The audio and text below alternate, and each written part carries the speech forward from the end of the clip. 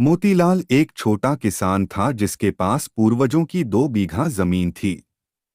मोतीलाल अपनी पत्नी, बेटे अशोक और बेटी गुड़िया के साथ अपने पैतृक गांव में रहता था। मोतीलाल यूं तो एक छोटा किसान था पर एक बहुत समझदार और सुलझा हुआ व्यक्ति था। गांव के और छोटे किसान जहां अपनी उपज की बची हुई धनराशि से अपने खेत को बढ़ाने में लगे हुए थे, वहीं मोतीलाल अपनी उपज की बचत से अपने बच्चों को अच्छी शिक्षा देने में लगा हुआ था।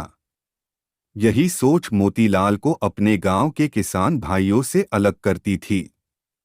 गांव के किसान लोग अपनी जमीन को 2 से 5, 5 से 10, 10 से 15 बीघा करने के लिए अपने बच्चों को स्कूल भेजने के बजाय अपने साथ खेतों में काम करवाते। वहीं मोतीलाल अकेले ही काम करता और अपने बच्चों को पढ़ने स्कूल भेजता।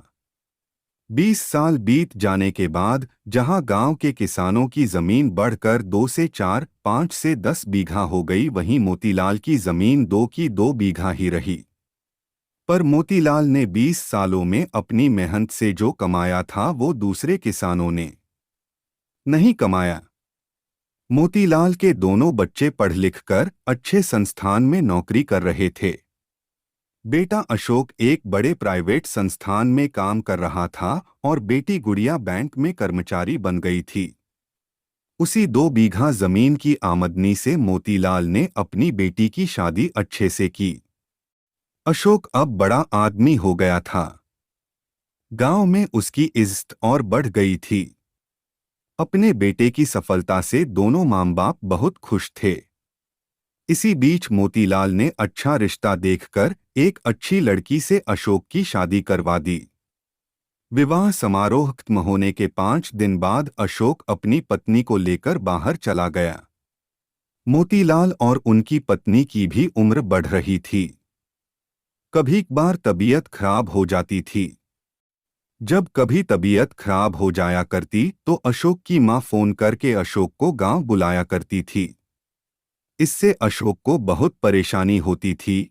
इस परेशानी से बचने के लिए अशोक और उसकी पत्नी ने अपने पिता मोतीलाल को 2 बीघा जमीन बेच देने की सलाह दी और साथ आकर शहर में रहने को कहा। मोतीलाल ने जमीन बेचने की बात सुनते ही फोन काट दिया और गुस्से में अपनी पत्नी को कहा कि अगर मैं मर भी जाऊं तो तुम अशोक को फोन मत करना, मुझसे जमीन बेचने को कह रहा है। वो जमीन जिसने हमें जीवन दिया, उसको नौकरी दी, उसी जमीन को बेचने की बात कर रहा है, मूर्ख। अशोक भी इधर गुस्से में अपनी पत्नी से कह रहा था कि पता नहीं पिताजी की 2 बीघा जमीन में कौन सी जान अटकी है कि उसे छोड़ना नहीं चाहते हैं। अब मुझे उनसे बात ही नहीं करनी है। बीमारी की वजह से अशोक के माता पिता की मृत्यु हो गई। अशोक को बहुत दुख पहुंचा था अपने माता पिता के मृत्यु से।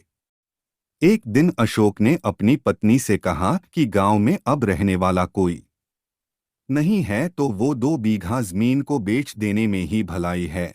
अगली बार जब गांव जाऊंगा तो जमीन को अच्छी कीमत पर बेच दूंगा।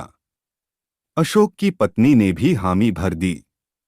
अशोक के माता पिता को गुजरे हुए अभी 3-4 महीने ही हुए थे कि अचानक बाजार में मंदी का दौर चला आया और बहुत सी कंपनियों ने अपने अपने कर्मचारियों को निकाल दिया था, जिसमें एक नाम अशोक का भी था। अशोक बहुत परेशान हो गया था। उसको सदमा लग गया था, मानो उसके पैरों तले से जमीन खिसक गई थी। अशोक को विश्वास नहीं हो रहा था कि अब उसके पास नौकरी नहीं है। लाखों चिट्ठियां अनेक लोग रोज कंपनी को भेजते पर कोई जवाब न मिलता। अशोक ने भी दर्जनों बार चिट्ठियां लिखी पर उसका भी कोई जवाब न आया। समय बीत रहा था और अशोक के खाते में बाकी राशि भी खत्म हो रही थी। एक वक्त आया कि जब अशोक के पास मकान के किराए के पैसे देने भर के पैसे नहीं बचे थे। ऐसे सख्त हालत में अशोक को कुछ समझ नहीं आ रहा था कि वो क्या करे। तभी उसकी पत्नी ने उससे कहा कि क्यों न हम लोग कुछ दिन के लिए आपके गांव चलते हैं, आपके पिताजी के घर। अशोक के पास इसके अलावा और कोई रास्ता नहीं था। अशोक अपनी पत्नी को लेकर अगले दिन अपने गांव चला गया। कुछ दिन गांव में रहने के बाद अशोक ने गांव के दूसरे किसानों की मदद लेकर अपने खेत में फसल उपजाई। अशोक खेती करके अपना और अपनी पत्नी का जीवन पोषण 3-4 वर्षों तक करता रहा। अशोक खेती भी करता और नई नौकरी के लिए अलग अलग कंपनियों में दरख्वास्त भी भेजता रहता।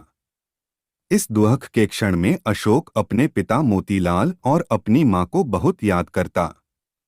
अशोक की पत्नी भी अपने सास ससुर को ढेरों दुआएं दिया करती और बोलती अशोक से कि अगर आज आपके पिताजी की 2 बीघा जमीन न होती तो हम लोग कहीं के न रहते, सड़क पर आ गए होते, दर दर भटकने को मजबूर हो गए होते। जिस जमीन को हम लोग बेचने की बात करते थे, आज वही जमीन हमें नया जीवन दे गई। इसी दौरान अशोक जिस कंपनी में काम करता था उस कंपनी से अशोक को नौकरी के लिए चिट्ठी आई। अशोक और उसकी पत्नी चिट्ठी देखकर बहुत खुश हुए। दोनों लोग फिर से शहर को चले गए और हंसी खुशी से अपना जीवन व्यतीत करने लगे। अब अशोक 2 बीघा जमीन को बेचने की कभी बात नहीं करता अपनी पत्नी से। अशोक छुट्टियों में अपने गांव भी जाता और अपने खेत में कुछ फसल भी उपजाता। अशोक को एहसास हो गया था कि क्यों उसके पिता मोतीलाल गुस्सा हो जाते थे जब वो 2 बीघा जमीन बेचने की बात करता था। अशोक को पता चल गया था कि परेशानी और दुख के क्षण में अपने पूर्वजों की जमीन जायदाद ही हमारी मदद करती है और हमें अपमानित होने से बचाती है। कहानी अच्छी लगी तो वीडियो को लाइक और चैनल को सब्सक्राइब करें। धन्यवाद।